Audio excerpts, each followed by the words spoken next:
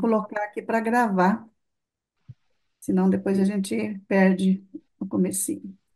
Eu cliquei no estudo da Bíblia.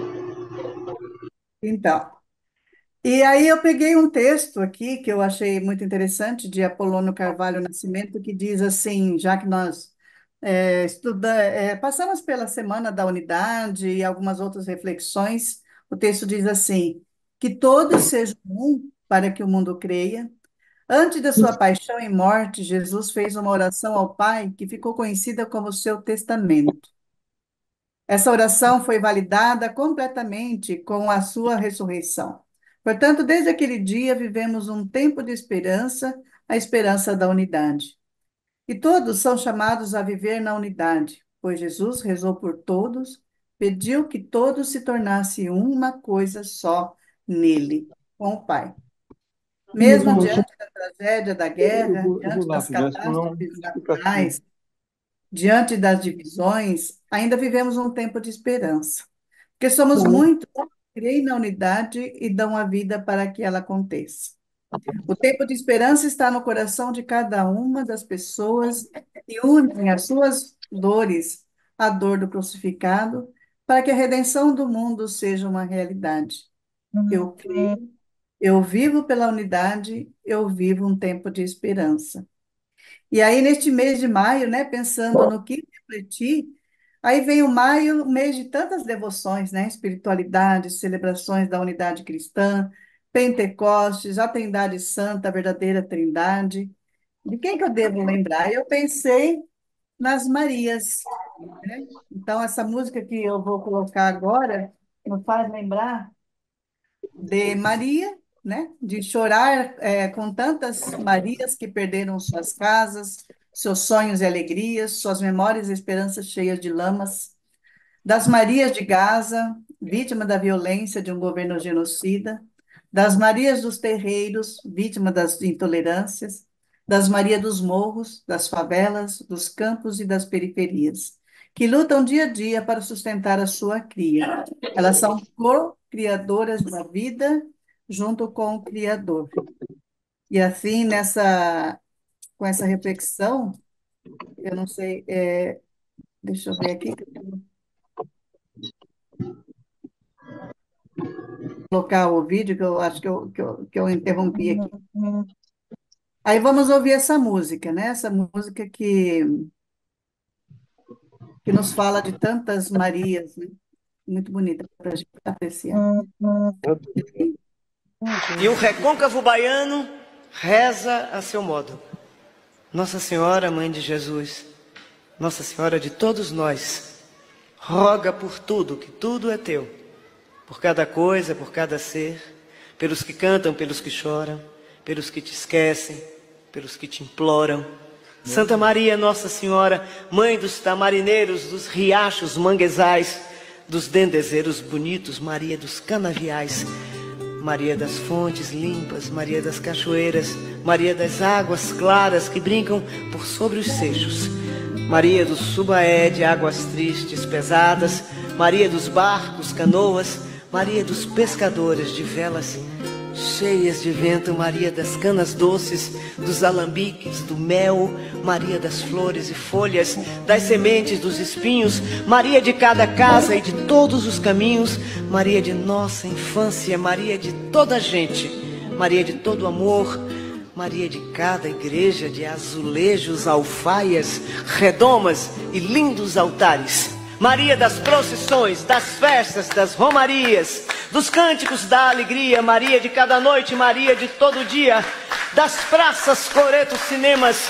Maria dos meus amores, dos meus sobrados, tristonhos, dos meus mais doces sonhos, Maria dos seresteiros, dos cantadores, poetas, Maria dos sinos plangentes, Maria das torres acesas, das palmeiras solitárias, das fontes, moringas e rios. Dona da casa, me dá licença, me dá seu salão para eu vadiar. Dona da casa, me dá licença, me dá seu salão para eu vadiar. Maria de todo sonho, de música e harmonia, dos pratos e dos pandeiros, das festas de fevereiro, Maria das chegadas e também das despedidas. Maria de todas as vidas, Maria de todas as horas, Maria, Nossa Senhora, mãe do menino Jesus, rainha de toda a luz, cuida de tudo, que tudo é teu. É de sonho e de pó o caminho do sol, feito eu perdido em pensamentos sobre o meu cavalo. É de laço e de nó, de gibeira o giló dessa vida cumprida a sol. Sou caipira, pirapora nossa, Senhora de Aparecida, ilumina-me na escura e funda o trem da minha vida. Sou caipira, pirapora nossa, Senhora de Aparecida, ilumina-me na escura e funda o trem da minha vida.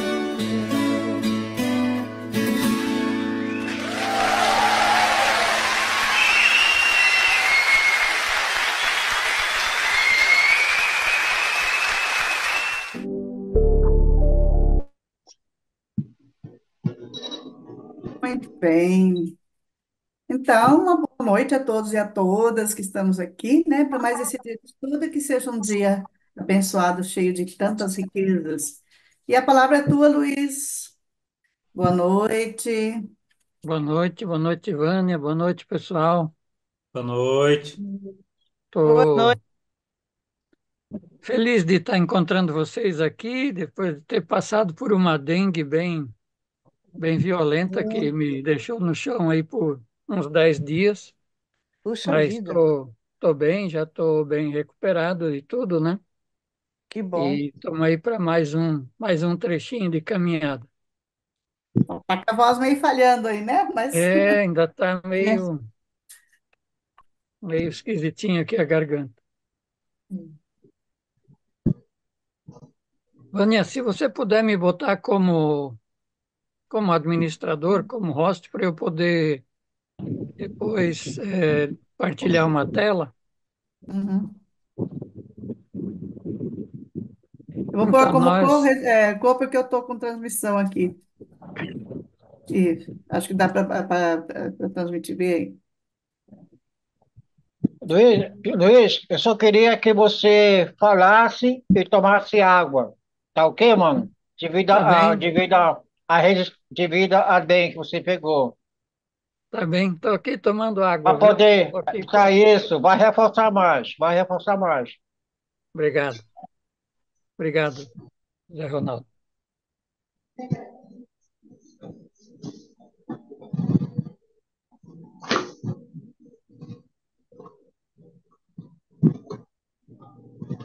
Foi para você, Luiz? Foi, acho que foi, né? Deixa eu ver se eu consigo.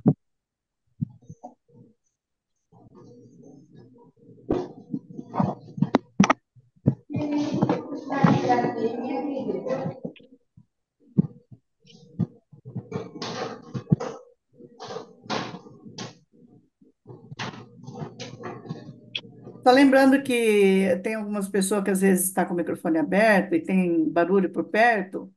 Eu vou acabar desligando o microfone, tá? Quando precisar falar, vocês ligam, porque às vezes fica interrompendo a imagem aqui.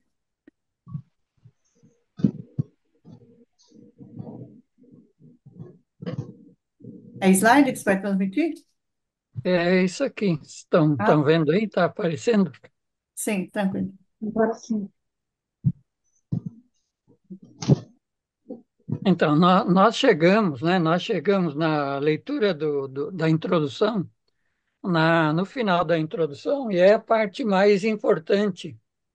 É a parte mais importante aqui, que é aquela parte que diz que a história que a Bíblia nos apresenta nasce nos tempos de Ezequias e de Josias, né? Só Então, diminui um pouco, Luiz, porque daí a tela ela ultrapassa a imagem.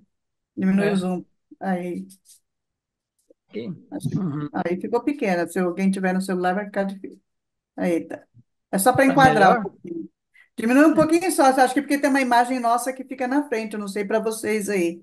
Ah, mas é para mim, eu posso minimizar, né? Eu minimizo a imagem. Mas o que eu quero mostrar Tá. mesmo, né? Então, esse aqui é o ponto alto da nossa introdução. Quer dizer, tudo o que nós fizemos até agora foi para chegar nessa concepção aqui. Quer dizer, isso aqui eu acho que é a parte que a gente vai ter que botar na cabeça e tentar entender, né, todas as consequências disso. Essa Bíblia que nós temos na mão, essa história aí de Gênesis, Êxodo, Levítico, Número, Deuteronômio, e tal, assim como está na nossa Bíblia hoje, não é? Ela praticamente foi feita aqui nos tempos de Ezequias e de Josias. Então, é isso que a gente vai aprofundar um pouquinho mais hoje e também na nossa próxima live, né? Esse é o assunto da live também.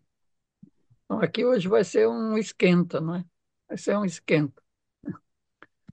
Aqui, então, na página 28 do livro, na página 28 do livro, nós temos lá os objetivos. Quais são os objetivos, né?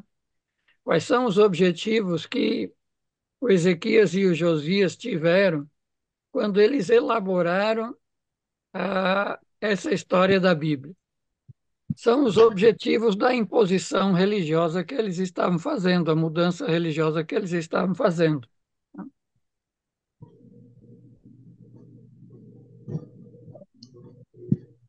Então, o primeiro grande objetivo é estabelecer Javé como o único Deus de Israel. Então, acho que isso já ficou claro para a gente já viu, né?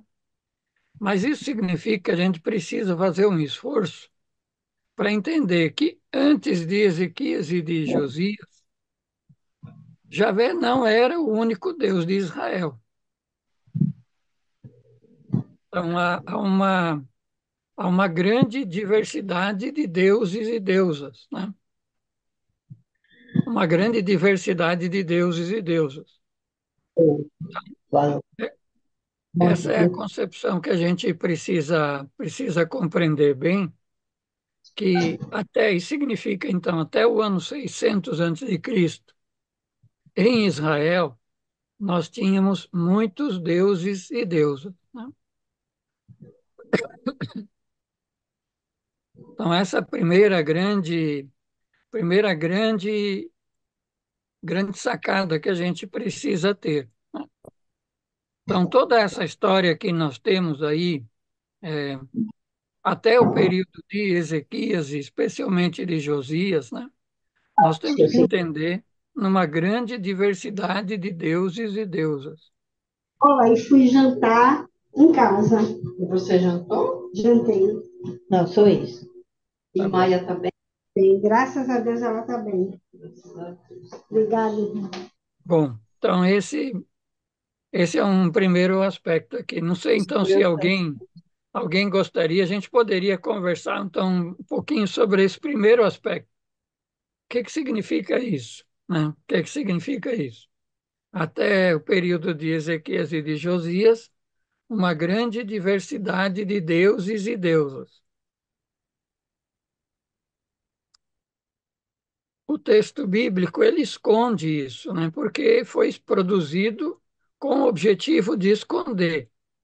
Ele foi produzido com o objetivo de mostrar que é só Javé. Mas, na verdade, havia uma grande diversidade de deuses e deusas.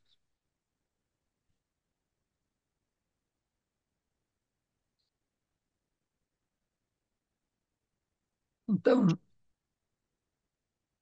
aqui a gente teria que pensar, então, como que era essa vida das pessoas, como que eram os santuários, como que eram os cultos, as celebrações, né?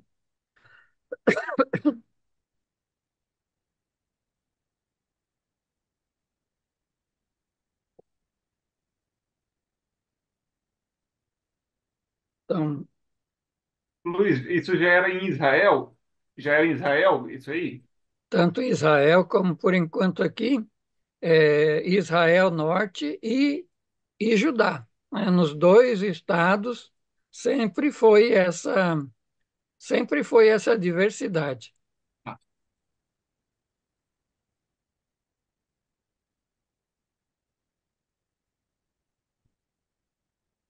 A gente poderia conversar um pouco mais, quer dizer, quem mais quer colocar algum pensamento, alguma pergunta, alguma observação a respeito disso? Quer dizer, Eu só perguntaria, eu só perguntaria o seguinte: em Israel, ou seja, no norte, a gente via vários outros templos, outros deuses, mas já em Jerusalém, principalmente, né, em Judá, parece que era menos. Eu queria que você falasse para nós quais eram os outros templos que tinha em Judá. os santuários no sul, né? Sim. Os santuários no sul, você tem vários santuários. Primeiro, tem um grande santuário, o santuário especial que é Jerusalém. Ele, como a história foi escrita a partir do santuário de Jerusalém, ele quase apaga os outros santuários todos, né? Mas em todas as outras cidades de Judá, e nós vimos aí, por exemplo, Laquish, todas as cidades têm também santuários, né? E havia os chamados lugares altos. Então, o mais importante para a vida do povo eram os lugares altos, que são santuários na roça, que são aqueles santuários que eram um, simplesmente um amontoado de terra, né? Um monte de terra ou uma pedra em estado natural que era usada como santuário. Porque nesses santuários é que acontecia a vida do povo, quer dizer, semanalmente, às vezes até diariamente, haviam cultos e celebrações nesses lugares altos. Os santuários grandes nas cidades, eles funcionavam mais para as festas de peregrinação. Então, era em festas maiores, em momentos maiores, né? Também eles eram mais importantes para os reis, porque era nesses momentos que acontecia mais a coleta do tributo. Mas na vida do dia a dia do povo, o que valiam eram os locais altos, né? Os chamados lugares altos. Eu tenho uma opinião. Na verdade, eu acho que é natural em todas as culturas o politeísmo, porque as pessoas se apegam aos fenômenos que elas estão enxergando e elas atribuem a esses fenômenos a alguma entidade, né? Então, em todas as outras culturas, nós vamos perceber, né, que você tem vários deuses, né, um ligado a cada um dos elementos que é importante para aquela cultura, ou a água, ou a tempestade, ou o tempo, ou o fogo, ou seja lá o que for.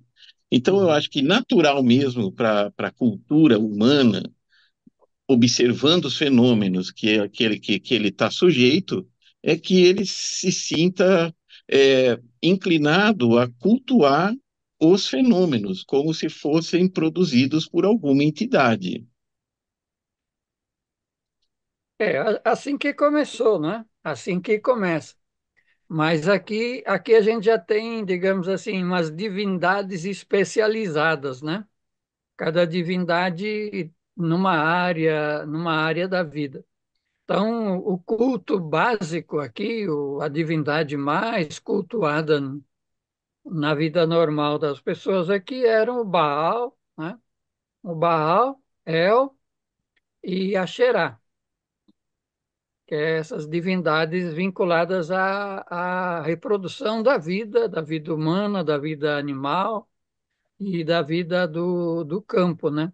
A fertilidade dos campos. Quer dizer, o básico para a vida está aí. junto com eles, também são consultados, celebrados os Elohim. Os Elohim são os ancestrais divinizados.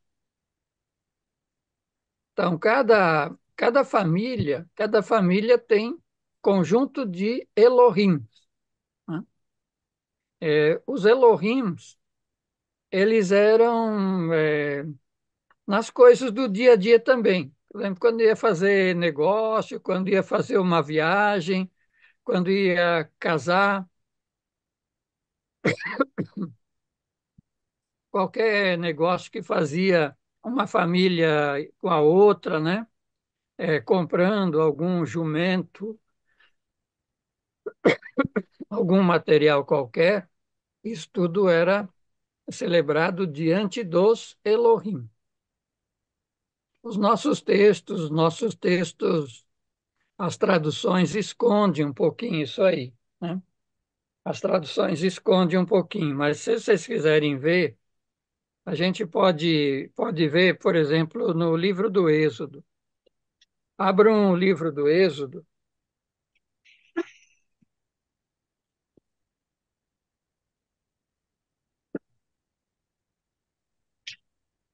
Um exemplo disso são os nossos santos, né? Representados aí pelas diversas. Mais É, ou menos, são ju- parecidos, e parecidos com tem os nossos. serafins que são as representações desses Elohims, é isso? Uhum, uhum.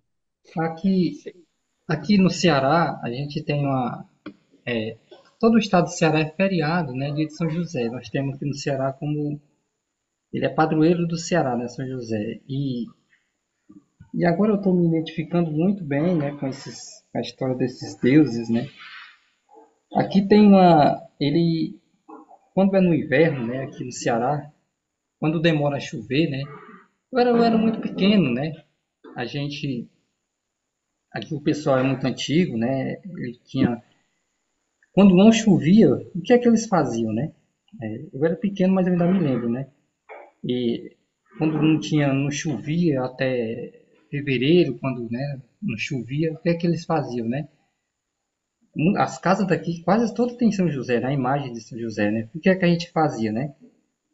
Era engraçado, né, as coisas, né? A gente pegava São José, né? Roubava e enterrava ele de cabeça para baixo, né? Foi. É interessante, né? Agora eu estou me identificando com isso, né? E a gente só tirava ele do chão, né? Quando começava a chover, né? Mas é assim, é tão real, né? Com que a gente estuda assim, a gente fala desses deuses, né?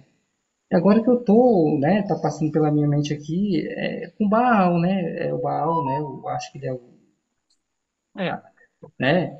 É muito, muito, muito parecido, né? sim.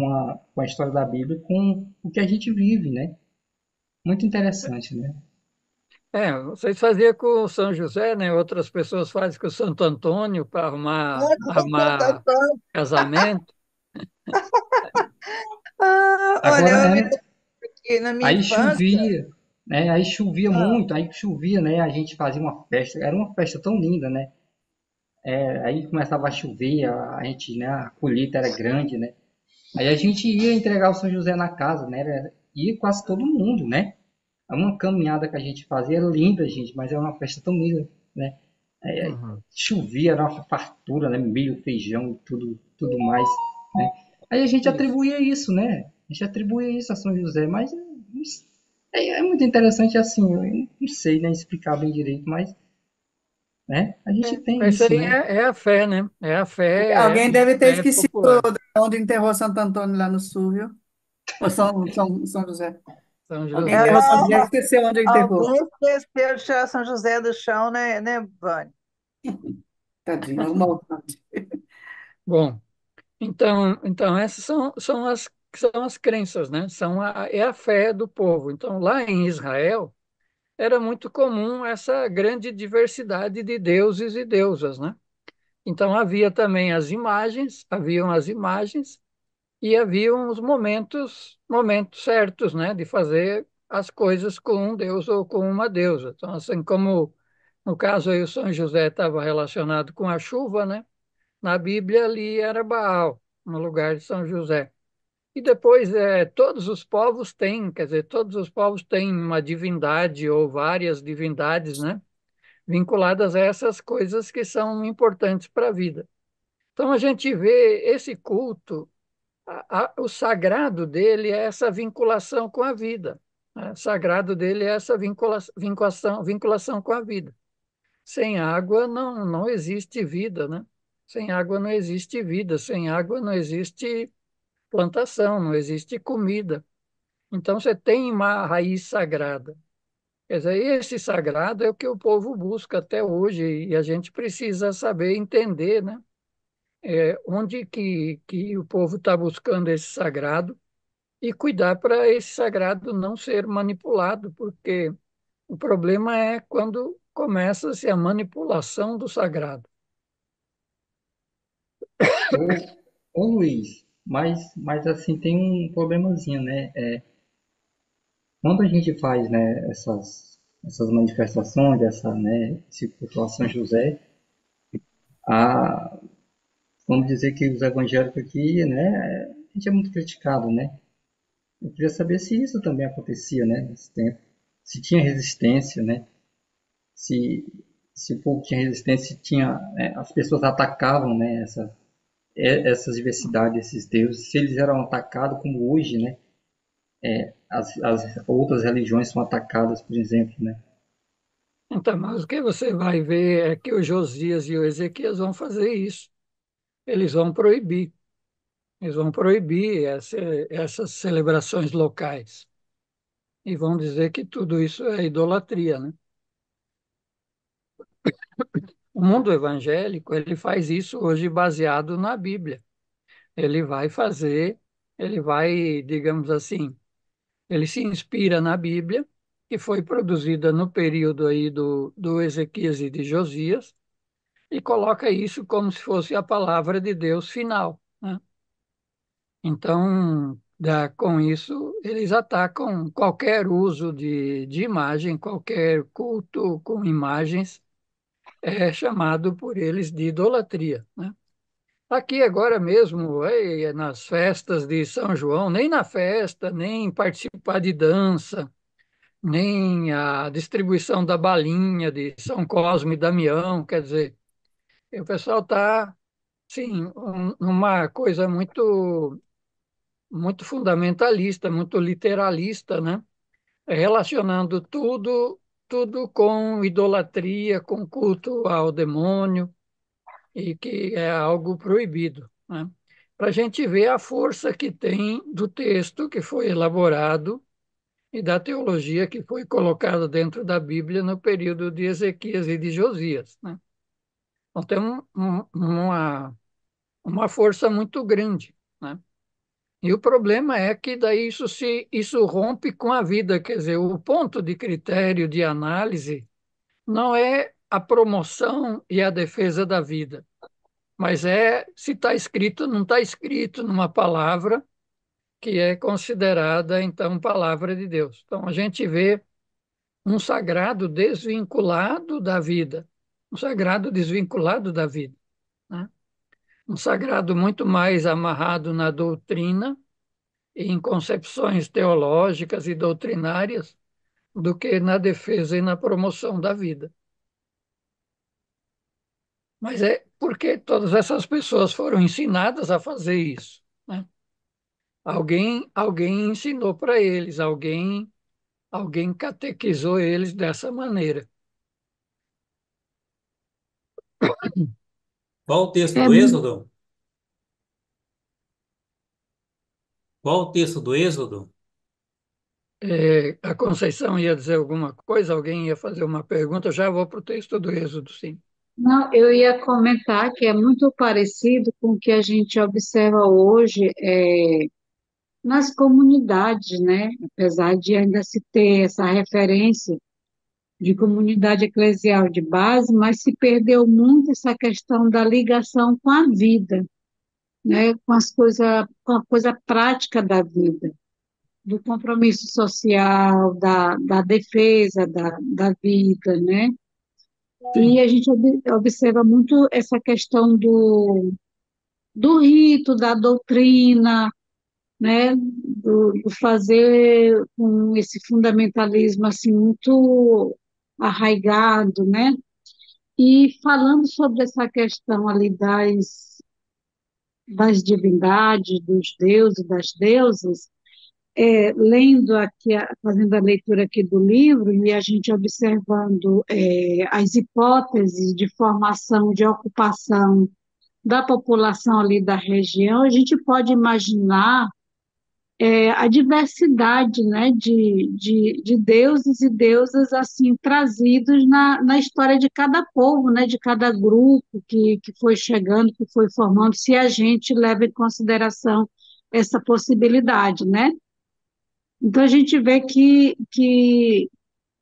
lendo a gente fica assim a imaginar como era diverso, como era rico, como era assim cada um trazendo seus costumes, suas origens, seus ritos, suas crenças, sua maneira de vivenciar a sua espiritualidade, né?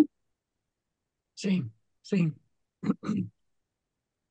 E tudo funcionava mais ou menos em defesa da vida da comunidade. Então, é uma coisa mais comunitária, né? Uma vida um pouco mais comunitária. Hoje a gente está muito dividido, a gente está muito separado, dividido, né? E individualizado.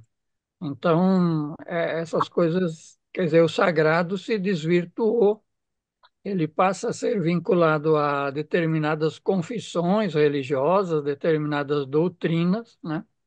E está desvinculado da vida.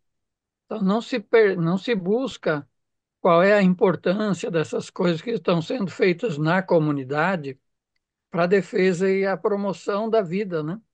A vida também são relações de solidariedade, de fraternidade entre as pessoas, não só culto, né? Não só culto. Então, tem a relação com a natureza, tem a relação entre as pessoas e tem a relação com o sagrado. E o Luiz, texto Professor Luiz, o senhor pode fazer uma... falou, por exemplo, que os altares nos lugares altos. Então, quer dizer, os lugares altos eram nos campos, pode-se dizer mais ou menos que era nas periferias. Então, e que nos templos, nas sedes de Jerusalém, por exemplo, interessava mais, no caso, aos governantes, onde seria, por exemplo, arrecadados os tributos.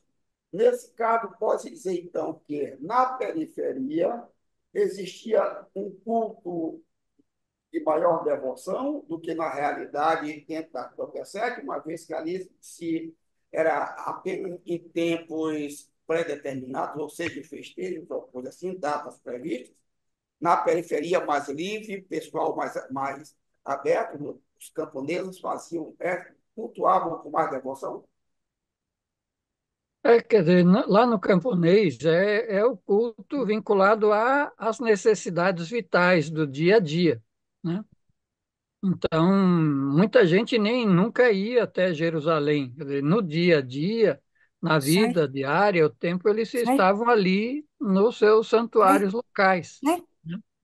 O culto sai. nos grandes santuários era só nos momentos de festa, momentos de peregrinação, e aí onde a população tinha que levar, geralmente entregar o tributo para os reis, né?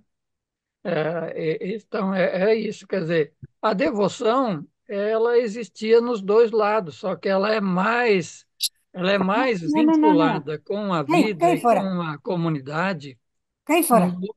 nos lugares altos ali na vila camponesa, nas roças, né?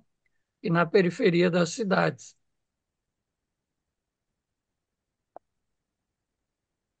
Então, ali é que acontecia o culto mesmo no dia a dia, né? Todas as semanas, todos os momentos. E, e agora? Outras questões, por exemplo, Êxodo capítulo 22. Êxodo capítulo 22, versículo 8. Quem lê para nós o Êxodo, capítulo 22, versículo 8? 8. Em toda Posso causa ler? litigiosa relativa ao boi, a um jumento, a uma ovelha, a uma vestimenta ou a qualquer objeto perdido do qual se diz: esta é a coisa a qual será levada diante de Deus. Isso é meu. Que Deus declarar culpado, restituirá o dobro ao outro. Uhum. Então, o que que é isso aí? O que está acontecendo aí? Hum. Se fosse o julgamento de um litígio, né? Alguém que faz, toma como um caso algo de outro, nesse caso ele é feito, aqui é feito o juízo, e caso ele sendo culpado, ele teria que restituir, né? É Código mais ou penal menos dentro deles, dessa né? linhagem, né? Aqui ele coloca Deus como juiz. Então, mas aí são casos que geram discussões e atritos na comunidade, né? Então, qualquer caso, aí tem diversos casos. Quando que pode acontecer? Ah, sumiu uma roupa, sumiu um jumento, sumiu uma cabra, sumiu uma ovelha, qualquer coisa que dê uma discussão. E qual que é o problema da discussão na comunidade? Por que que não pode ficar nessa discussão, é meu, é meu, é meu? Por que que não pode ficar assim? Qual que é o problema?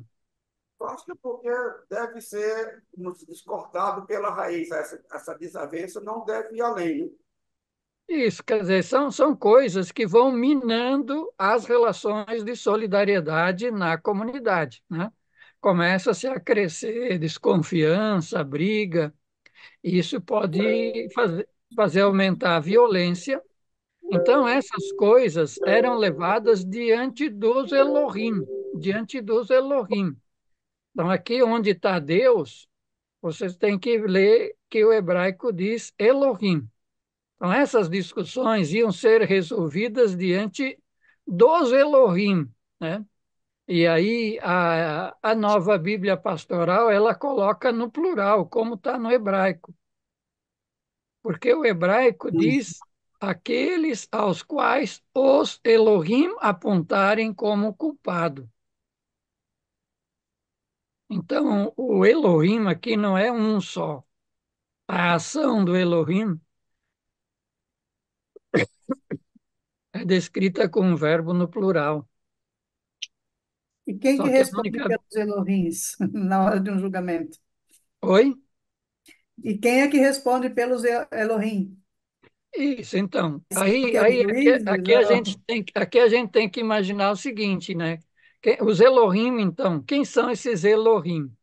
Eles são os ancestrais divinizados, são os mortos ali da comunidade, que você tem um lugar onde eles estão representados, né? Porque você vai discutir as coisas diante dos Elohim. Então, eles têm imagens. Muito provavelmente existem imagens para esses Elohim, e as imagens são chamadas de terafim. Terafim, né? Então, você tem um lugar sagrado de cada comunidade, cada família, tem um local onde tem as imagens com seus antepassados. E aí as discussões vão ser realizadas ali. Então, quem é que vai decidir? Quem é que vai decidir? Provavelmente são os anciãos. São os anciãos, né? Os anciãos vivos das famílias que vão estar ali, vão acompanhar aquela discussão, vão escutar, vão ver e vão analisar e provavelmente vão dar a resposta dos Elohim, dizer quem que está mentindo nessa história. É a Alguém nova está sabedoria. mentindo, né? E aí, então isso provavelmente são rituais, são cerimônias, né, que eles faziam e que ajudavam a mostrar quem era o culpado, quem que estava mentindo. Então, tem vários rituais assim, né? Os Luiz, ritu... aqui Sim, na minha Bíblia Pastoral, Nova Pastoral, ela não está traduzida Elohim, tá deuses. Eu até estranhei. não, mas é sempre. Como é que está escrito então? Isso é meu, a causa será levada diante dos deuses, e aquele que os deuses declararem culpado deverá pagar ao outro em dobro. Isso aí, os deuses, né? Deuses aí são os Elohim, são os Elohim. Mas esse plural você só tem na Bíblia pastoral, os deuses aí, né? Os Isso. Elohim.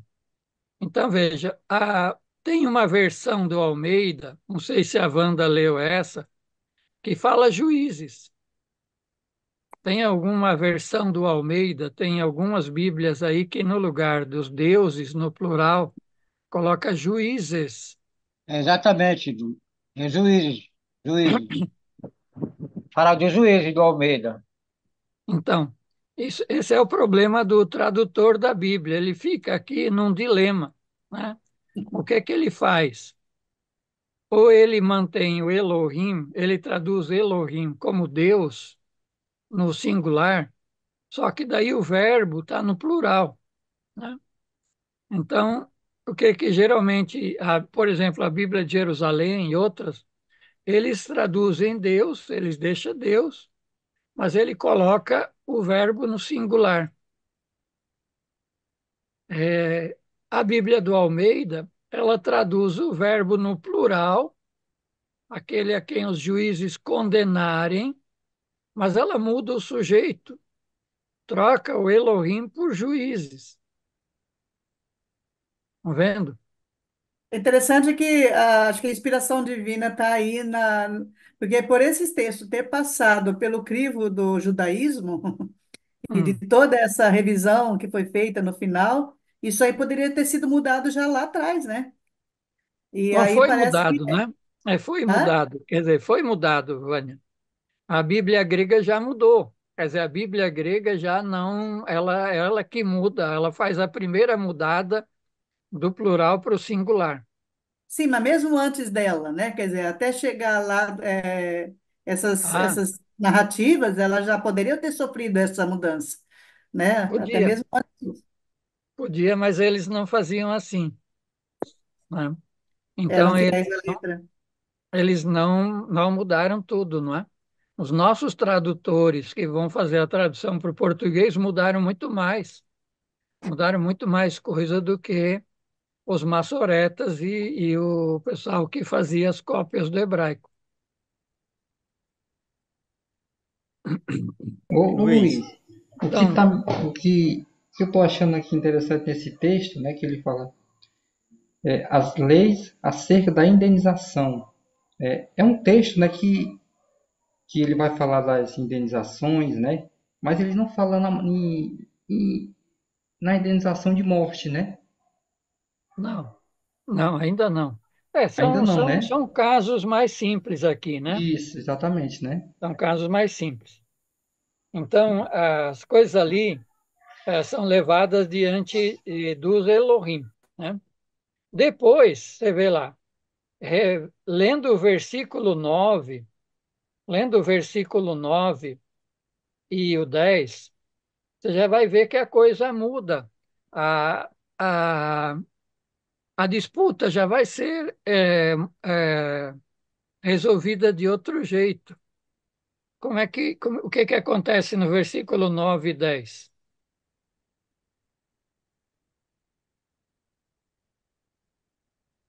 Se alguém confiar a seu próximo um jumento, boi, ovelha ou qualquer outro animal, e este morrer, tiver uma quebradura ou fugir sem que ninguém veja, a questão se resolverá por meio de juramento a Javé, a Já fim parece de aqui, né? provar que um não se apossou das coisas do outro. O dono deve aceitar o juramento e não haverá restituição. Aqui já tem Entendo Javé, aqui. né? Então, aqui provavelmente já é depois da ação de Ezequias e de Josias. Você não vai ter mais no espaço da comunidade as imagens. Você não vai ter mais lá os Elohim. Isso agora é proibido, né? Então, como você resolve? Vai ter que resolver com juramento a Javé. Então, aqui provavelmente já tem toda uma outra organização, um outro sistema de como resolver as questões, né? Já não tem mais os Elohim e os Terafim, né? Mas antes era com o Elohim e o Terafim. Então, sei lá, a mesma coisa é, no capítulo 22, o versículo 7, né? O versículo 6 e o 7. 6 e o 7. Se alguém confiar, tal, quem lê aí, o 6 e o 7, a mesma coisa, será levado diante dos Elohim. Então, no começo tem os Elohim, depois não tem mais. Quando não tem mais os Elohim, aí é um juramento a Javé. E esse juramento é que vai ter que valer, vai ter que ser aceito. Mas esse Javé aqui não pode ser o Javé popular ou não oficial, né? Depois disso, não tem mais aqui, quer dizer, o Javé vai ser o Javé único, né? Tanto popular como não, quer dizer, o que que a gente precisa perceber? Antes você tem mais, é, formas mais comunitárias de resolver as questões, né? Formas mais descentralizadas, com os anciãos e com os Elohim de cada família. Eles ali decidem as coisas. Agora você vai ter a centralização do culto a Javé. Então, provavelmente já tem que ter um sacerdote que vai tomar esse juramento. Ei, Luiz, Luiz, no caso Javé, ainda nem existia ainda na parada, né? Tinha os Elohims. Então, as tribos, os clãs, eles praticamente todos eram cananeus, né? A cultura deles, os deuses deles eram dos cananeus. E no caso, até no próximo capítulo, na parte que vai dizer quando que Javé entra em Israel, ele vai dizer que ele foi trazido de alguma tribo, né? De alguma outra tribo que veio de fora e introduziu Javé dentro do território de Israel, né? Então, no caso, só quando levar esse Javé de outra tribo é que Josias e Ezequias irão instituir ele como o único Deus, né? Criar, no caso, a tentativa de criar a monolatria. Como é mesmo essa confusão toda aí de Javé que veio de fora? Então, parece que ele não estava nem entre os principais deuses aí, Elohims, do território, né? Porque o território Não, ainda não ele era. está, quer dizer, ele tá ali, quer dizer, na Vila Camponesa, desde o período de Saul, de Davi, nós vamos ter o Javé. Javé está lá. Só que o Javé não era responsável por essas coisinhas do dia a dia. Javé tinha uma outra função. A função do Javé era a organização armada da comunidade. Deus guerreiro É, ô, da ele guerra. Luiz, cuida dos assuntos da defesa armada, né? Então, você não ia falar com Javé para qualquer coisa. Por isso ele não aparece ali, né? Na hora de plantar na roça, você ia rezar para Baal. Na hora de fazer a colheita, você agradecia para Baal, né? Na hora de fazer o casamento das pessoas, você ia rezar para Asherá, para El. Então, para cada divindade, você faria o seu culto, sua liturgia. Os lugares altos, eles serviam para todos os deuses e deusas, para todas as liturgias. Mas, e quando eram essas questões menores, discussões, brigas, encrenquinhas, Se resolvia com os deuses dos antepassados, com os deuses dos ancestrais. Então, tudo isso é essa diversidade. Só vai acabar essa diversidade com o Ezequias e com o Josias. Aí tudo tem que ser resolvido por Javé, inclusive essas briguinhas por uma roupa perdida, por uma ovelha. Tudo tem que ser Javé que vai resolver, entendeu? A Brunildes Então, pediu a palavra? oi? No versículo 7, ele fala nos deuses, né? Que é Elohim. Se o Sim, ladrão for encontrado, o dono da casa será levado diante dos deuses para jurar que não se apossou do bem alheio. isso. Uhum. Então, aí é diante dos Elohim, a mesma coisa, né? Essas discussões aconteciam diante dos Elohim, diante dos ancestrais divinizados.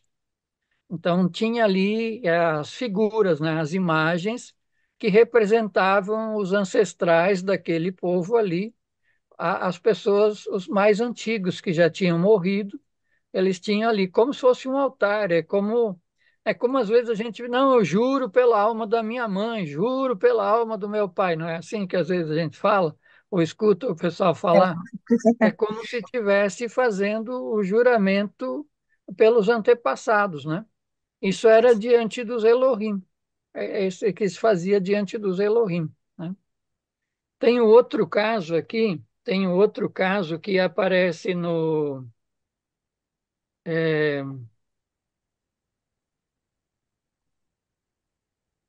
aquela pessoa, aquela pessoa que trabalha na casa durante 6 anos, né? E no sétimo ano ele pode ir embora. Está no capítulo 21, Êxodo capítulo 21.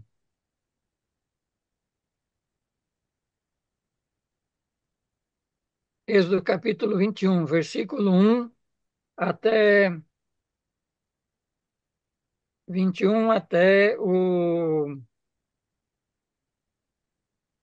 21 do versículo 1 até o versículo 6. Quem é que lê essa parte aí? É outra questão que é resolvida diante dos Elohim. Então, São estas, eu pode ler. posso ler. São estas as normas que você promulgará para o povo. Se você adquirir um servo hebreu, ele o servirá por 6 anos. Mas no sétimo ano sairá livre sem pagar nada. Se veio sozinho, sozinho sairá. Se era marido de uma mulher, a mulher dele sairá com ele. Se o Senhor der a ele uma mulher e ela tiver filhos e filhas, a mulher e os filhos pertencerão ao Senhor e o servo sairá sozinho. Se o servo considerar, amo meu Senhor, minha mulher e meus filhos, não quero ficar livre. O Senhor o levará diante dos deuses, fará que ele se encoste na porta ou no portal e lhe furará a orelha com uma sovela. Então ele se tornará servo seu para sempre. Isso. Então, o que é aqui? É outro caso, né? Aqui, no hebraico, é uma palavrinha, evet, evet, né? Que é uma palavra difícil da gente traduzir. As nossas palavras, elas não mostram qual é essa relação, né? Várias Bíblias traduzem como escravo, mas escravo não funciona porque não é uma pessoa que é raptada de um país e vendida no mercado, nem comprada, né? Ela não é nem vendida e nem comprada no mercado. Não é um servo, como existia na Idade Média, né? Talvez a palavra melhor aqui seria um agregado, um agregado.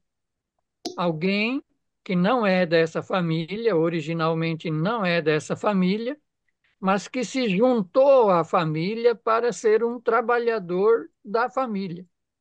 Então, ele vai trabalhar nos mesmos tipos de trabalho, ele vai comer a mesma comida, ele vai dormir no mesmo lugar em que todo mundo. Ele não é um escravo, ele é um agregado, né? E essa pessoa, ele tem a opção é, de ou sair depois de 6 anos, né? Depois de 6 anos de trabalho, pode sair ou pode ficar. Se ele ficar, ele vai ficar para sempre na família. E aí, então, vai ser feito esse sinal. Qual que é o sinal? Ele vai ter a orelha furada, né? Vai levar a orelha, ele vai encostar a orelha lá num poste de madeira e alguém vai fazer um furo na orelha dele. E esse sinal, com esse sinal, ele passaria a ser membro permanente daquela família, né? Também isso é feito diante dos Elohim, né? Também isso é feito diante dos Elohim. Então, para a gente ver que o dia a dia das pessoas era marcado pela presença dessas diversas divindades aí que resolviam todas essas questões, né? Então, no começo, a gente tem essa diversidade. Depois, quando não tem mais essa diversidade, é o Javé que tem que dar conta de tudo. Tudo isso vai ser responsabilidade, tudo isso vai ser é, levado diante de Javé, e Javé é que vai ter que resolver todas essas questões aí. Então, provavelmente, já tem um sacerdote, né? Então, essa é uma das coisas que vai mudar bastante. E depois, o livro do Deuteronômio, ele vai fazer a releitura de todas essas práticas aqui, né? Então, para Então, dar a entender que esses Elohims, esses terafins, é, eles estavam mais próximos do povo, né? Mais ao alcance do povo, né? Para resolver essas questões, né? isso, isso. Eram instituições populares de resolução de conflitos, né? Sim. Fazia parte da organização comunitária, da defesa da vida em comunidade. Quer dizer, tudo era para que as coisas funcionassem dentro de uma certa solidariedade, dentro de uma vida comunitária, né? Tanto a questão da alimentação, da plantação, da produção, como depois a distribuição, a circulação, para evitar acúmulo, para evitar conflitos, né, de roubo, de apropriação indébita, né, de uns das coisas dos outros. Quer dizer, tem toda uma organização direcionada para isso. E aí, provavelmente, os anciãos, né, os anciãos das famílias, eram as principais autoridades, né, nesse sistema. Agora, quando tudo isso muda, né? Então você não tem mais esses Elohim, você não vai ter mais esses Elohim, os Elohim vão ser proibidos. As imagens deles, os terafins, vão ser proibidos também. A partir desse momento, a partir da intervenção de Ezequias e de Josias, as imagens vão ser consideradas idolatria, ídolo, né? E aí você precisa trazer para dentro das comunidades gente vinculada com o santuário central. Então, provavelmente sacerdotes, né? E também juízes, e também juízes. Então, o livro do Deuteronômio, depois, ele vai fazer essa adaptação, ele vai fazer essa modificação. Então, o Javé vai entrar a partir da centralização em Jerusalém. Javé já está ali, só que ele não resolve essas coisas, Sim, eu digo assim, né? mas ele vai ser colocado no centro a partir disso, né? Isso, quer dizer, a partir da interferência de Ezequias e de Josias, o Javé vai ter que resolver tudo, né? Vai ter que resolver tudo e tudo vai ser responsabilidade de Javé. Professor, Ô, Luiz, só Sim. irmãzinha, eu não sei em que Bíblia ela leu, mas de acordo com essa leitura dela, não altera muita coisa, porque ele só troca o nome de Elohim para deuses. O sentido é o mesmo. Agora, se nós olharmos as outras Bíblias, o Luiz Alonso, por exemplo, da Peregrino, ele já fala, levava na presença de Deus, ou seja, na presença de Deus Javé, o único. A do jeito que ela leu aí não alterou nada, porque levava na presença dos deuses. Pronto. Seria aqueles Elohim. Ah, era tudo. Mas aí não está Javé. No hebraico está Bom, Elohim. sim, Vai levar na presença dos Elohim. sim, na Bíblia dela, ela leu na presença dos deuses. Quer dizer, não alteraria nada. Agora, a Bíblia, não sei, eu estou aqui com o Luiz Alonso, lá da Peregrino, ela lia na presença de Deus, ou seria o único. Mas isso é que alterou o texto, porque o texto não diz Deus único aí, o texto tem plural. É isso que a gente está querendo dizer, né? Essa leitura que faz o Elohim ser o Deus Javé, ela é a leitura de acordo com Ezequias e com Josias, não é a leitura que respeita o texto hebraico, né? Tanto que vários textos do Almeida vão colocar ali juízes, juízes no plural. Então, as Bíblias do Almeida entendem que aqui o Elohim não é um Deus único, é um conjunto de deuses. E é isso que eu estou querendo dizer. Ah, Até o período de Ezequias e de Josias, Elohim representava um conjunto de divindades, os deuses dos ancestrais divinizados. Então, até o período de Ezequias e de Josias, a palavra Elohim não indicava Javé, indicava um conjunto de divindades, de que eram diferentes para cada família, né? A família de Abraão, a família de Isaac, a família de Jacó, a família de Moisés, a família de cada pessoa tinha os seus Elohim, tinha os Não, seus mas é bem Elohim. isso que eu estou querendo dizer. É bem isso que eu estou querendo dizer. Que se ele está dizendo que leva na presença dos deuses, não vem ao caso. Por que que não vem ao caso, Laura? Era esse o caso. O caso levava na presença dos Elohim, dos Sim, deuses. e levava na presença dos deuses, não altera nada o texto.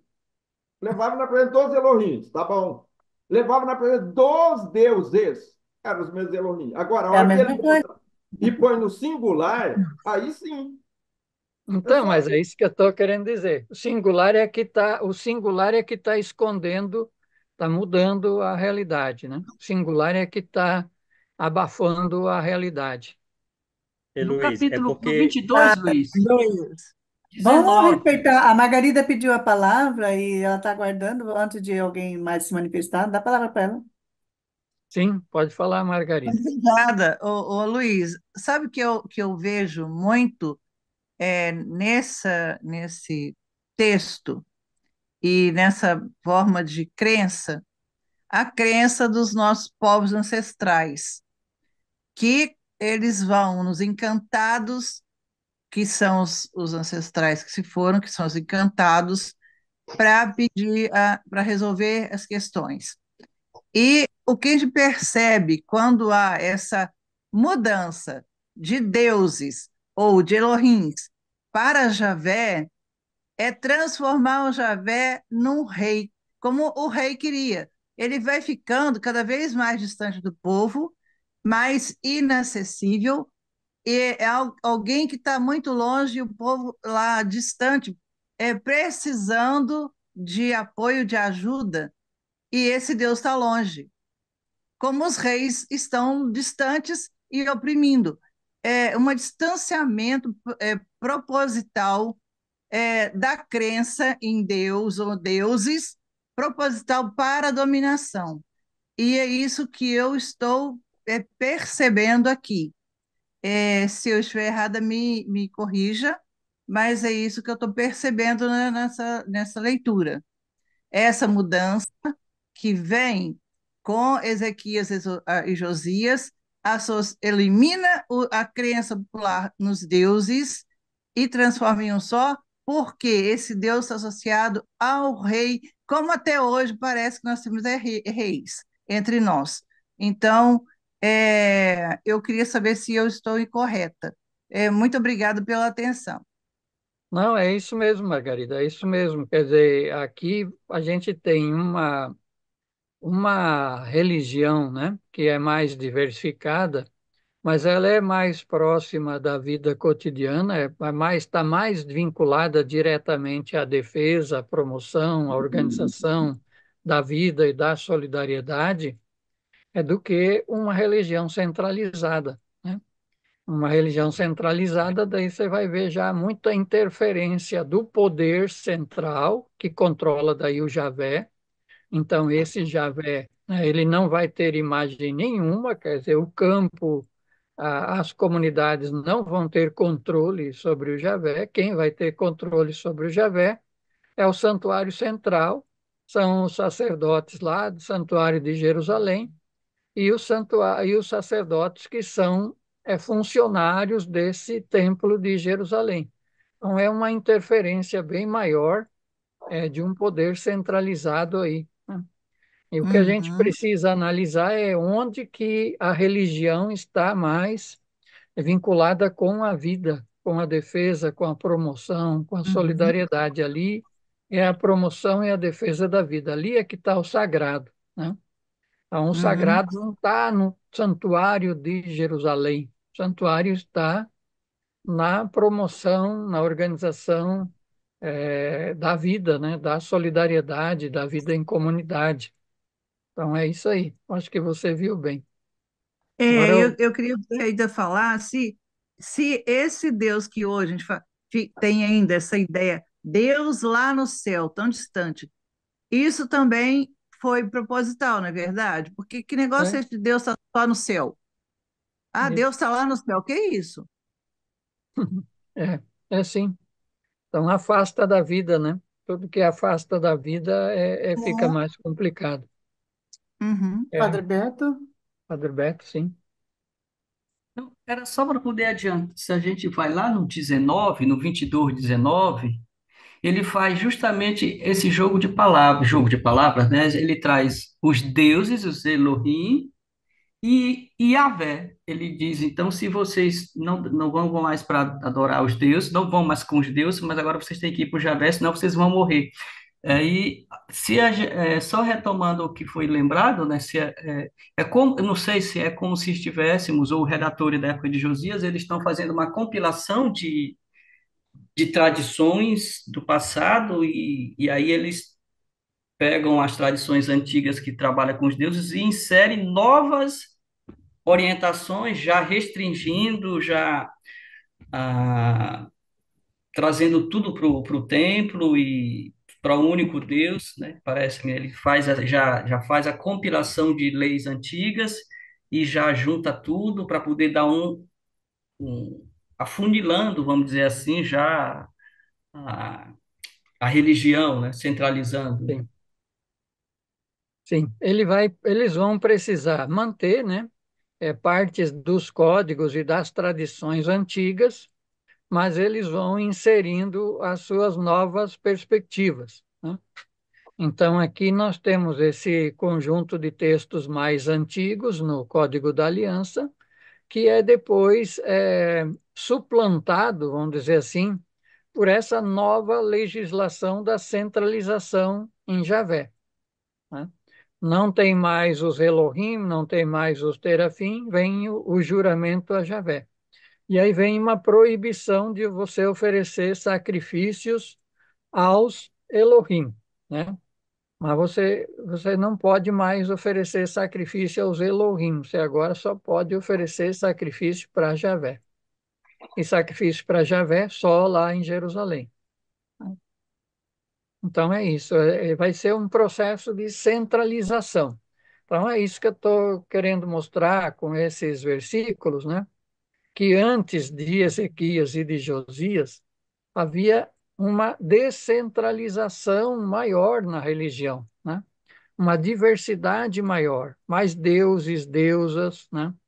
E com mais democracia, vamos dizer assim, mais participação, mais importância das instituições comunitárias, tribais, né? Elas é que tinham mais força, mais poder decisório, o poder estava mais perto delas. Na medida em que essas imagens, essas divindades, todas são proibidas, esses locais de culto são destruídos, então há um enfraquecimento no poder da tribo, há um enfraquecimento no poder das vilas camponesas, e em detrimento da centralização do poder na mão do rei e da cidade, né? Então, o controle das oferendas passa a ser quase total, né? É da mão dos sacerdotes da cidade, dos sacerdotes de Jerusalém. Ô Luiz, Sim, sim, aí, aí. eu queria voltar um pouco ali no agregado, ali no 21. Pode Esse voltar. agregado, quando ele saía, ele deixava essa convivência com determinada família. Ele levava alguma coisa junto ou ele simplesmente saía? Dá para a gente ter mais ou menos uma. Segundo esse texto aqui, ele não podia levar nada. Quer dizer, podia que se a família quisesse dar alguma coisa para ele, podia dar. Mas se a Direito. família não quisesse dar, também não precisava dar. Era uma decisão dele. Mas lá no livro do Deuteronômio, essa legislação ela vai ser modificada e aí a família é estimulada a dar alguma coisa para ele, a dar um pé de meia para ele, é, Uma indenização? uma espécie de, uma oferta, né? Uma oferenda, uma oferta para ele. Luiz, Não era lei, né? Era lei, sim, era lei. Hum. Quer dizer, a lei dizia, não estipulava uma quantia, né? Mas dizia para ele levar, para dar alguma coisa. É, Pelo faraó, a Hatshepsut ela deu para sua serva um dente, um pedaço de dente com uma herança. não, não. Se esse pedaço de dente fosse de ouro, né? Pois Ah, é. Somente de ouro, senão não dá. Analisando Não. bem, então, a situação do agregado, era melhor continuar agregado, dependendo da relação, do tratamento que se tinha, né? Dependendo da relação, dependendo da situação. Aqui, quem são essas pessoas, né? São pessoas que, por um motivo ou outro, não podiam mais continuar nas suas famílias de origem. Alguém que se envolveu em algum crime, alguma coisa na família de origem que não podia mais ficar lá. Se ficasse lá, seria morto. Então, ele saía andando por aí até encontrar uma família que acolhesse ele. E aí, dependendo, uns podiam ficar para sempre nas famílias e nunca mais, outro poderia, se a situação mudou lá na família de origem, ele podia voltar para a família de origem, né? Então, são casos assim. Mas ele depois vai receber um pouquinho mais de atenção, sim. Depois ele vai ser estimulado, dar alguma coisa, oferecer alguma coisa, né, daquilo do fruto do trabalho dele, vai ser estimulado a receber alguma coisa. Mas aqui, nesse caso aqui, a lei não diz que não é para dar nada. Bom, Luiz, Ei, tem tudo, né? Josias e Ezequias fizeram tudo isso, né? Eu queria saber onde entra a resistência aqui. Quem foi que bateu de frente com Josias, né? Ele foi que bateu de frente com Josias e Ezequias, né? É, não, vocês não vão fazer isso, né? A nossa cultura é essa, o nosso jeito de adorar nossos deuses é esse.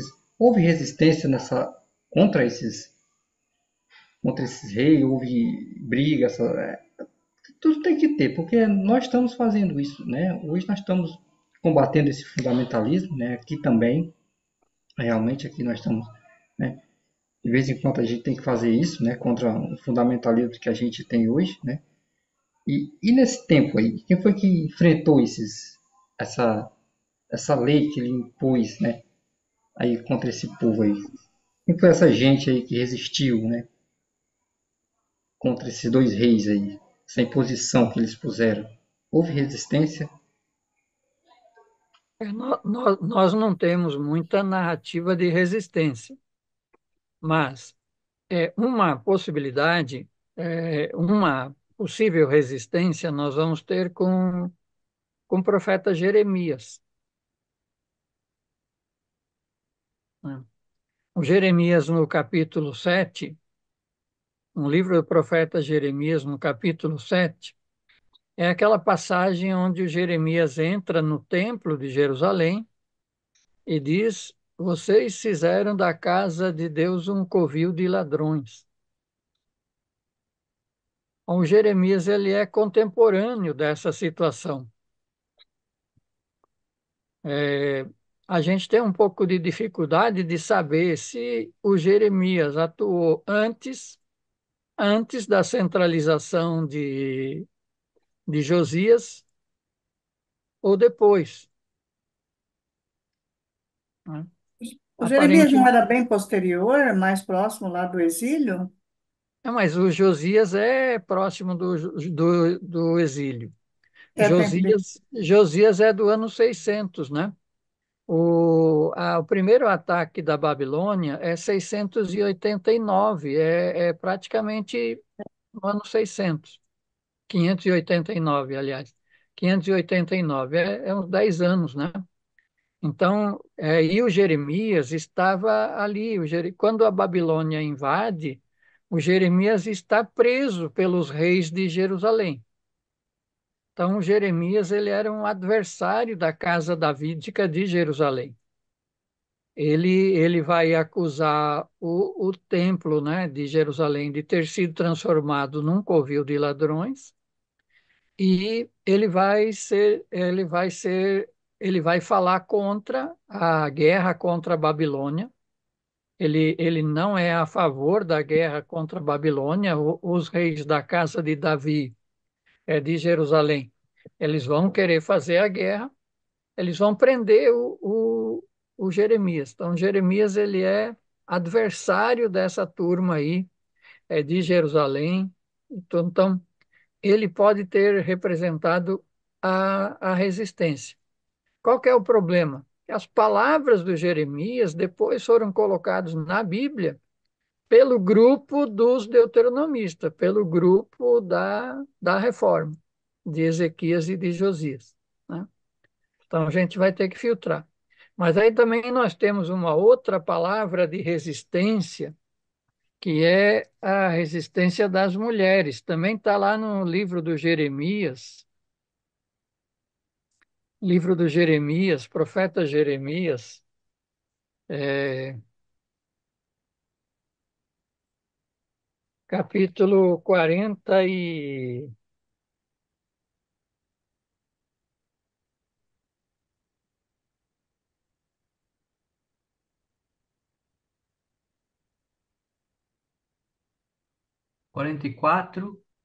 é isso aí, 44. 44, versículo 15, né? Então, aí nós temos uma palavra das mulheres e uma palavra de negação, de negação da mudança religiosa feita por Josias,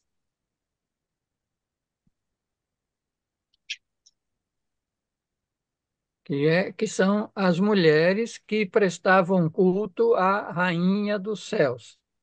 Então, essa rainha dos céus aqui provavelmente é a Axerá, né? Axerá ou Astarte, a gente não sabe bem aqui o que é que se trata aqui, mas é uma deusa, né? Uma deusa, e pela maneira como é falado aqui, é, essa deusa ela foi destruída e proibida, né? Foi destruída e proibida pela reforma ou pela intervenção de Ezequias e de Josias. E essa gente aqui vai dizer: olha, quando a gente cultuava a deusa, tudo ia bem. Mas depois que a gente foi proibido de cultuar a deusa, tudo foi mal. Veio guerra, veio violência, veio fome, veio peste, veio espada, né? Então, nós temos aqui uma linha de resistência. E a própria quantidade de leis, a quantidade de lei que você tem combatendo o culto a outros deuses e já é um indício de resistência.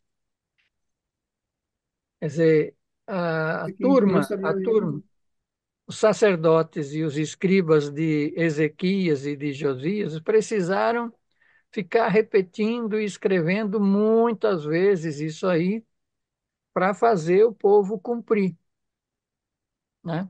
E precisaram entrar com uma lei muito violenta que é o Deuteronômio capítulo 13, que é uma lei de pena de morte.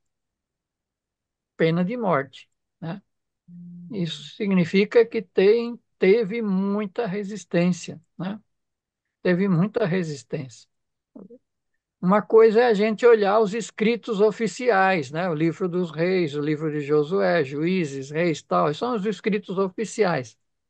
Mas na prática deve ter tido muita resistência, porque essas religiões, você não muda isso de uma hora para outra. A religião não se muda por decreto, né? Religião, a mudança religiosa, cultural, ela é muito lenta, ela é muito vagarosa, né?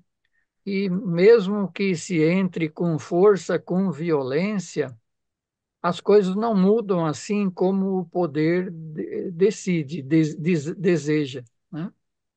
Então, isso provavelmente foi muito tempo.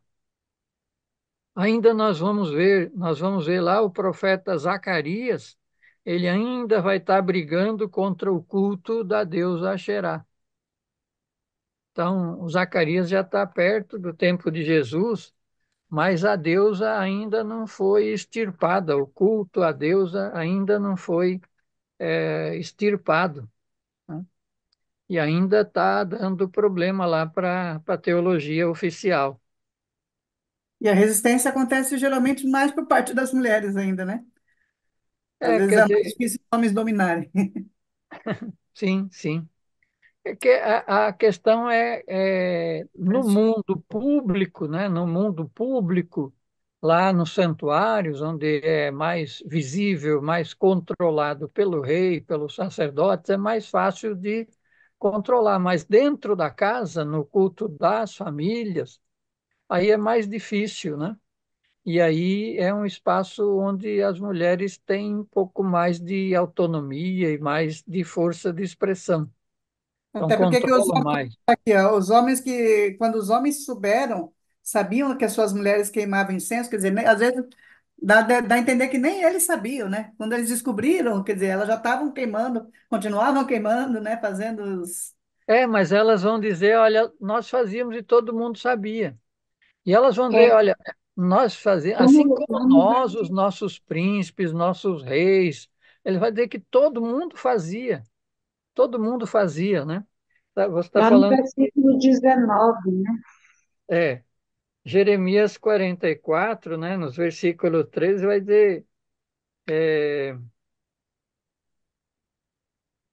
é, é, da mesma forma como nossos pais, nossos reis, nossos oficiais fizeram nas cidades de Judá ou nas ruas de Jerusalém. Quer dizer, todo mundo fazia, todo mundo sabia, né? E aqui são liturgias que têm bolo. um bolo, uma bolachinha, um pãozinho, alguma coisa, né?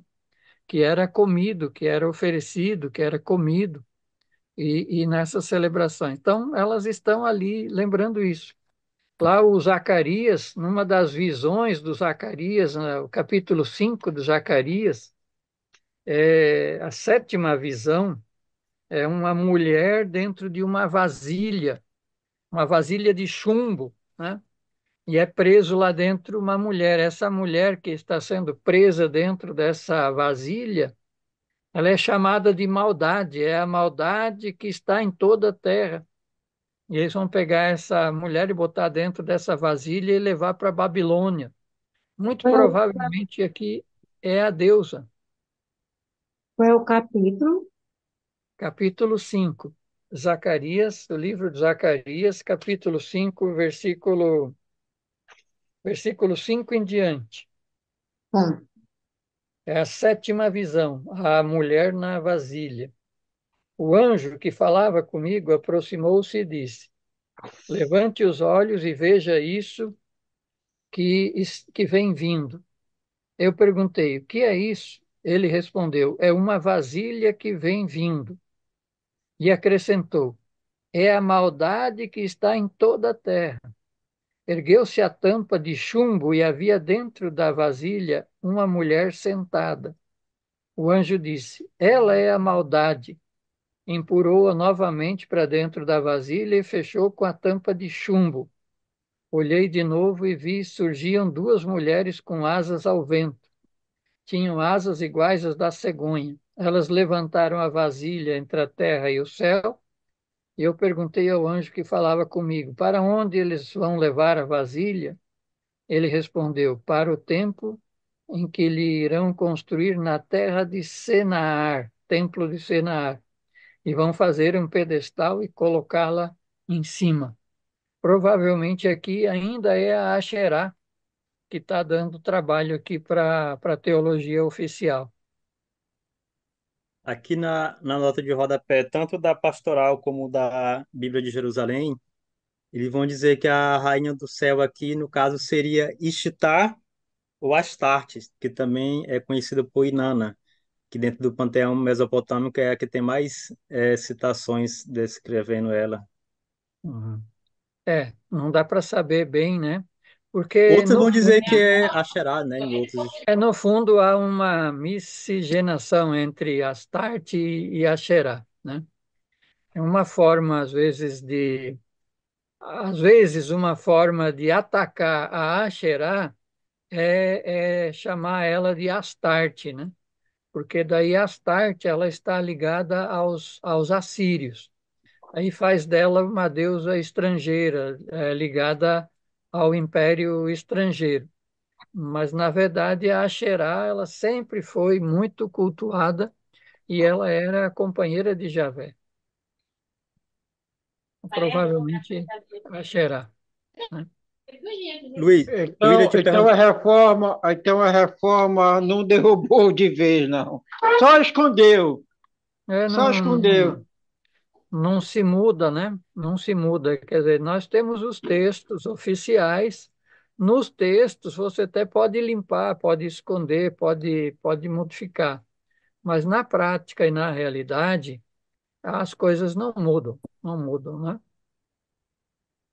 Eu ia lhe Então, perguntar anteriormente, era ainda sobre os Elohims, né? O senhor explicou que todos os Elohims eram ancestrais divinizados. Aí, no caso do Javé, antes de ele se tornar o soberano único, ele também era um Elohim.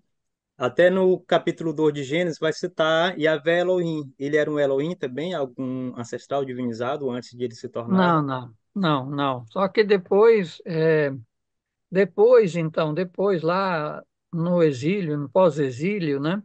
Elohim vira uma palavra genérico, como se fosse Deus hoje, né? Então, na verdade, lá seria o Deus Javé, né? Mas lá já não é mais o sentido de ancestral divinizado, né? Só nesses textos mais antigos, onde o Elohim, a ação do Elohim é descrita com o verbo no plural. Aí a gente pode dizer que o texto está falando dos ancestrais divinizados. Então, não são muitos textos. Não são muitos textos. São esses textos do Êxodo que a gente viu. Tem outro texto que está em Gênesis. Não são muitos, né? No livro do Gênesis, o capítulo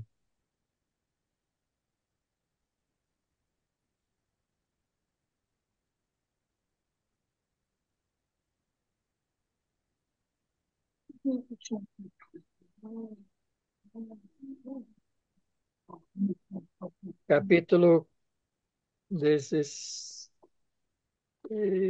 17.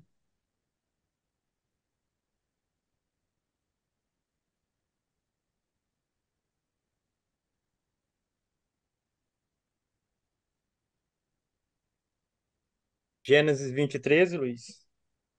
23. Gênesis 23. 13. É isso aí. Gênesis 23, sim. Quando os deuses me fizeram andar errante, né? Quando os Elohim, então ali no texto hebraico diz, quando os Elohim, só que daí o verbo que vai descrever a ação dos Elohim é o plural. Porque todas as nossas Bíblias, todas elas têm um singular aqui, né? A única que coloca o plural é a Nova Bíblia Pastoral. Então, Gênesis 20, 13. Então, nesse caso aí,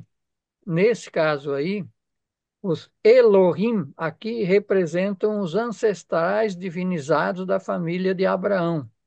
Foram os ancestrais divinizados da família dele que fizeram ele sair andando, errante, né? Que ele vai dizer, quando os Elohim me fizeram sair da casa do meu pai. Então, aí é um plural. Outro plural está lá no capítulo 32, 30 e 31. 31. No final do capítulo 31, nós vamos ter um juramento entre Abraão e, aliás, entre Labão e Jacó. Entre Labão e Jacó, né? Então, o Labão vai jurar pelos Elohim dos antepassados dele. E o Jacó vai jurar pelos Elohim dos antepassados dele. São Elohims diferentes. Os Elohims de Labão e os Elohim de Jacó, né? Então, cada um jura pelos seus antepassados. É E 31 Luiz, o quê? dá para ver isso bem em Josué 24, né? Quando ele reúne todas as tribos de Israel em Siquém, convoca as nações, e ele vai dizer que assim diz Javé, o Deus de Israel. Outrora seus pais, Taré, pai de Abraão e Nacó, habitaram do outro lado do rio, o Eufrates, e serviram a outros deuses, Elohims, né? Isso também. Uhum. Só que aí você já tem a centralização de tudo em Javé, né? Ali já é um discurso do Josias. Ali já é o discurso do Josias. Vamos abandonar tudo, como se tudo fosse coisa cananeia, e vamos agora ficar só com Javé.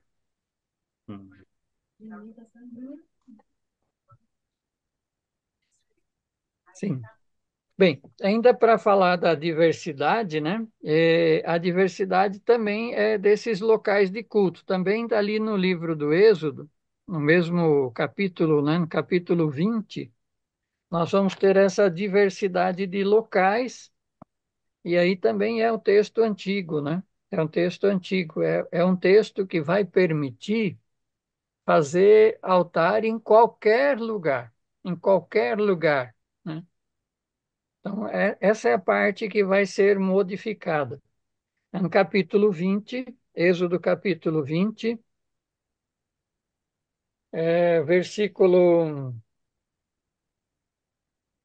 24.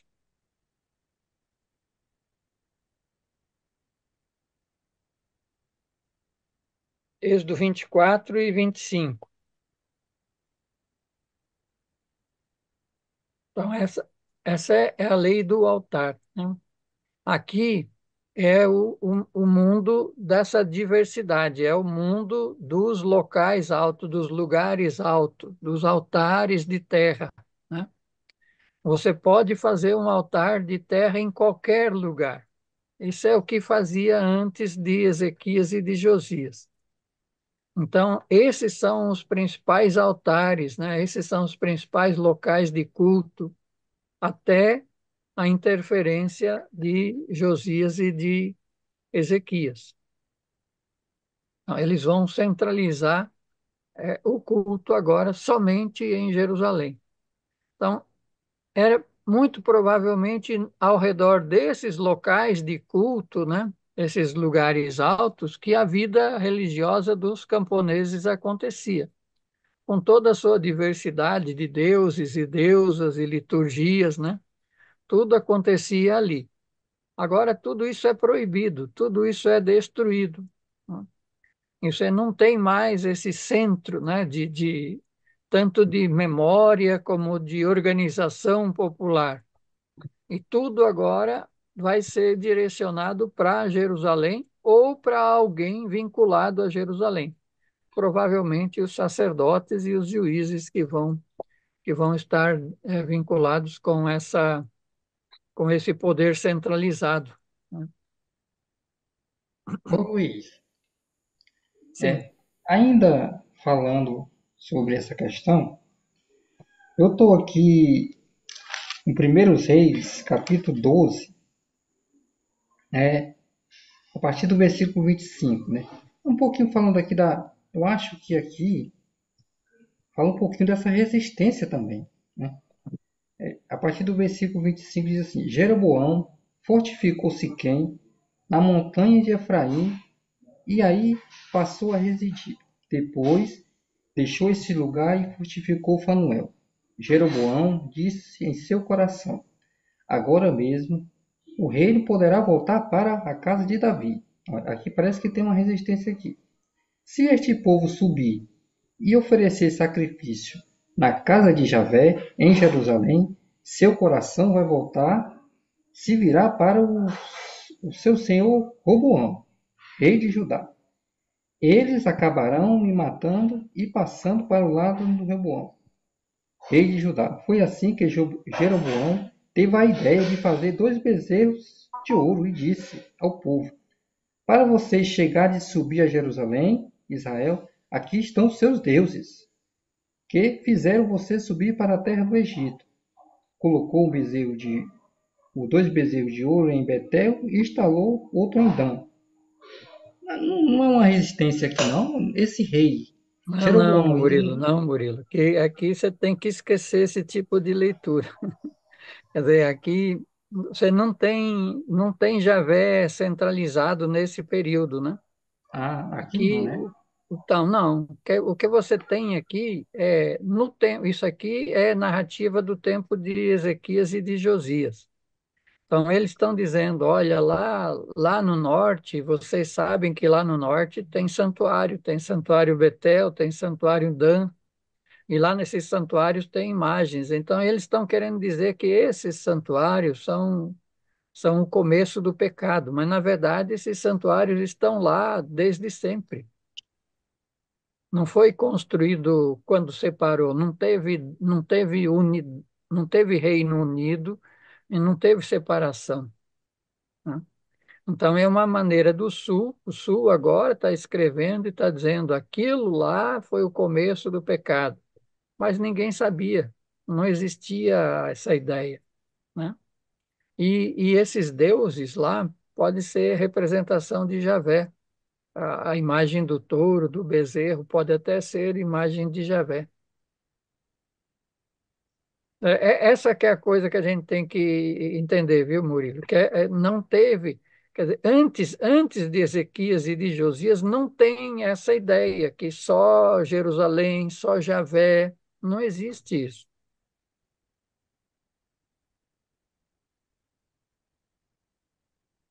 Bagunçou demais? Não, não, tá. É porque tá em cafifo, né, aqui, essas coisas, É isso, não, não, né? não, Não houve essa divisão entre norte e sul. Não houve, não não houve. aconteceu.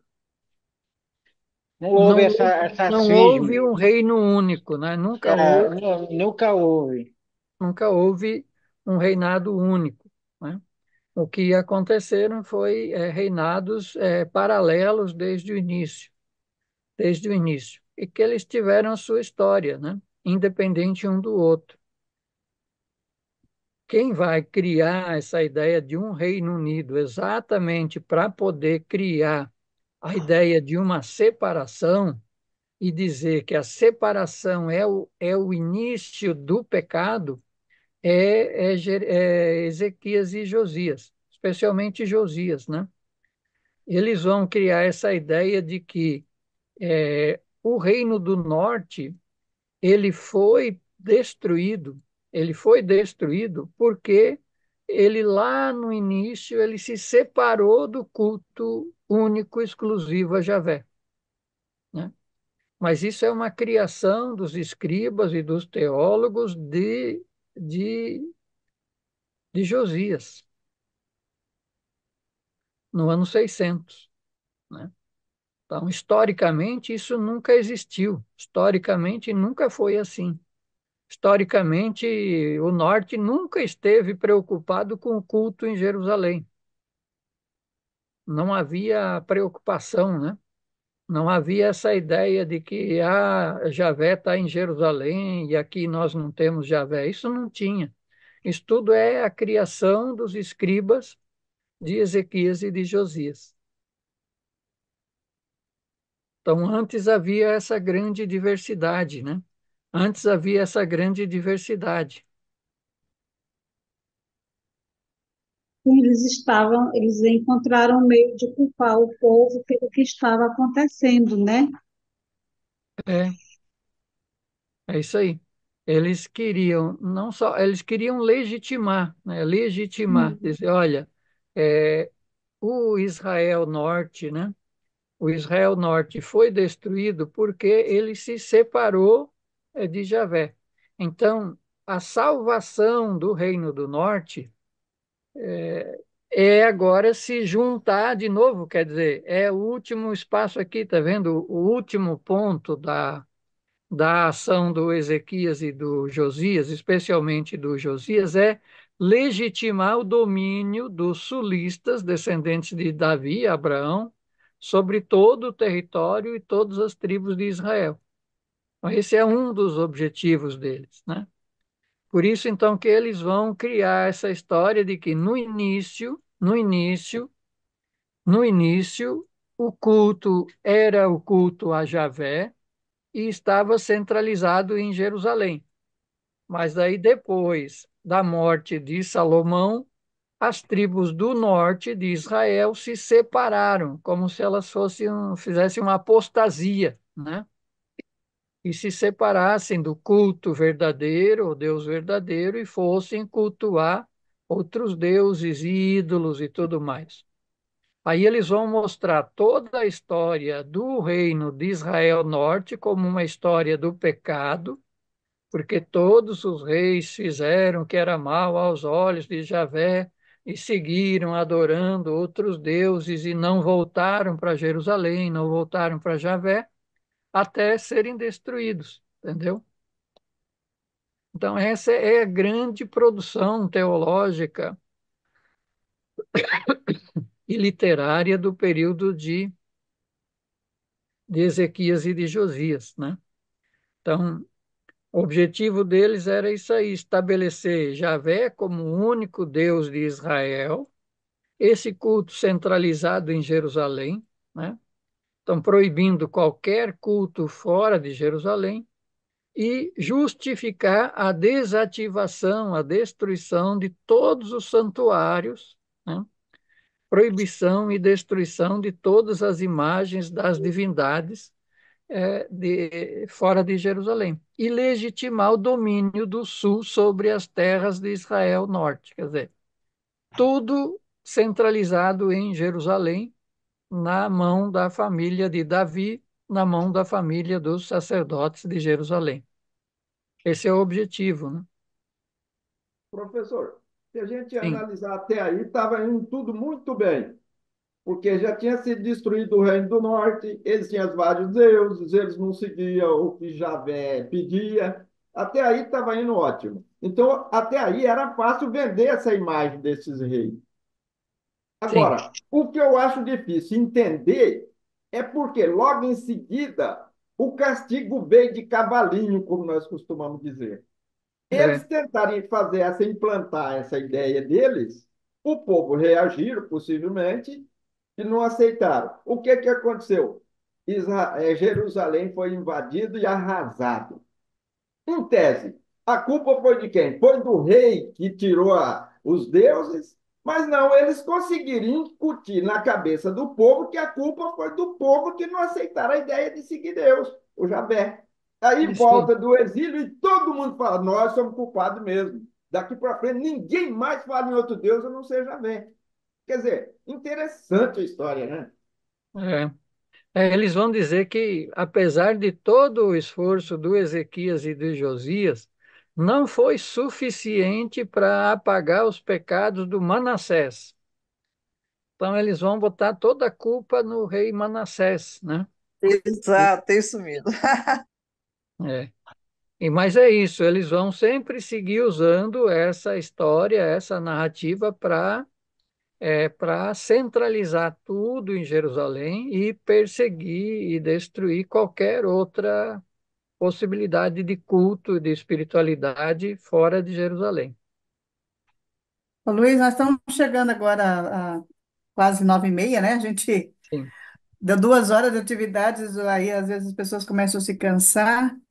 Não Não, sei se está bem. você Também eu poderia. também já estou aqui com a minha garganta É, eu meio, já estava preocupada, a gente meio. calculando que terminaria às 9 e vão terminar às 9h30, né? Então, se você pudesse já ir concluindo para a gente Não, tiver algum isso ensinamento.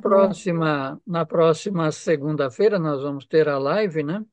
Aí vou recolocar tudo isso de novo com um pouquinho mais de detalhe para a gente seguir nesse aprofundamento. Mas eu acho que é bom a gente gastar um pouco mais de tempo aqui, porque essa é a questão chave. Quer dizer, isso é que vai exigir a gente repensar, reorganizar a nossa cabeça. Quer dizer, se vocês quiserem, podem reler de novo, né? Releiam de novo essa parte ali, a página. A história que a Bíblia apresenta nasce nos tempos de Ezequias e de Josias. Então, quando nós formos ler aí esse conjunto de textos, Gênesis, Êxodo, Levítico, a gente tem que, como se fosse pegar uma vassourinha e tirar tudo que fala só Javé, só Jerusalém, só Davi, tudo isso aí não faz parte da história antiga, né? Tudo isso é acréscimo posterior.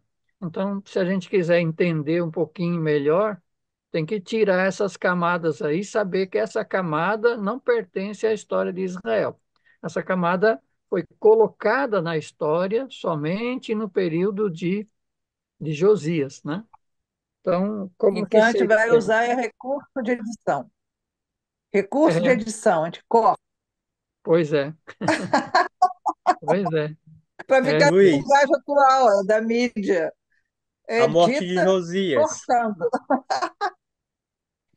A morte de diga-me você. Josias, ele vai morrer ao invadir Israel, né? Ele tenta invadir, lá o rei do Egito vai lá numa batalha, mata ele, e o projeto dele não morre, né? A gente vai ver que tanto ele e Ezequias, eles morrem, mas vai ter alguém que vai dar continuidade a esse projeto de poder centralizador, de Aí o opressão. Ed Sim, sim, pegou, né? porque são os sacerdotes, né? Os sacerdotes e os escribas da corte de Jerusalém que vão levar Quando o isso Ed sempre adiante. olhou, eles tomaram café e tudo. Ela deixou os copos, xícara, tudo na pia O para A lavar. microfone violência aberto. aumenta, né? Aí o Ed olhou assim, o Ed Quando os disse, amor, sacerdotes assumem, tem um Luiz, monte eu, de tem na um minha copo, um concepção, prato. Oh, meu quando era a Deus. Aí ela teocracia, ficou muito os reis estourada, mandando, quando era muita pegou. violência, opressão, Aí o Ed disse, mas tá bom, parece ela que quando os não. sacerdotes assumem o poder, Agora, a mas eu, teocracia, parece que eu a não violência durmo. parece que até aumenta, né? Eu não sei se você Sim, sim. Sim, sim, quer dizer, é isso, é o poder, né? É o poder. Então, um projeto de poder centralizado, com todo a partir de Jerusalém, vai continuar, né? Vai continuar. Ele vai passar pela destruição, vai passar pela crise do exílio e vai retornar na forma de teocracia, né? Por isso que não muda. É um poder embriagador que vai contaminando, como se fosse uma pandemia, né? Né? Quem Mas experimenta o poder é muito doce e não deixa de ter. Cheguei a dormir lá, A primeira classe de sacerdote vai subir, que é saduquitas, né? em cima da é, mesa, na pia, é cheio de assim. louça. Aí ele disse, que isso? Já que sacerdote levítica vai ser a classe primeira, que não tem muita voz. Aí ele disse, Uhum. como amanhã de manhã? Ela agora ninguém aguenta. A voz Ronaldo, aí, fecha um pouco o teu microfone, Ronaldo. Não está dando muito barulho aqui na é, sala. podemos A já, né, criança da concluir, cozinha está Luiz? falando. Já está. Oi. Margarida, sei, podemos encerrando, não sei como que vamos fazer. Vamos encerrar. Tem mais alguém que daí a gente poderia já concluir? Acho que deu Não, para. tá ótimo, maravilhoso. Muito obrigada. Tô É, muito feliz. fica esperando até a última gotinha, né? Vamos deixar um pouquinho para a semana que vem. Exatamente.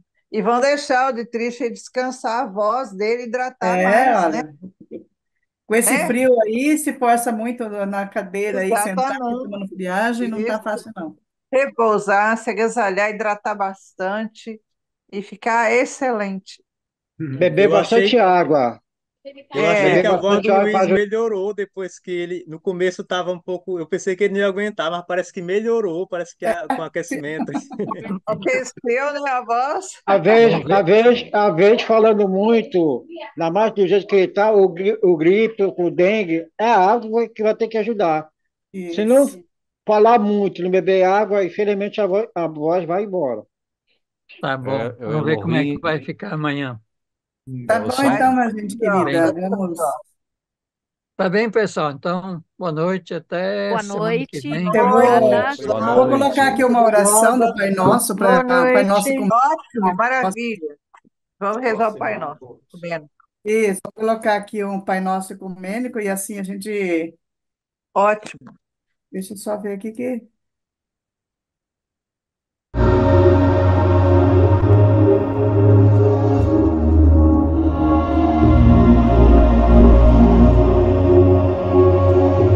Pai nosso que estais nos céus, santificado seja o teu nome.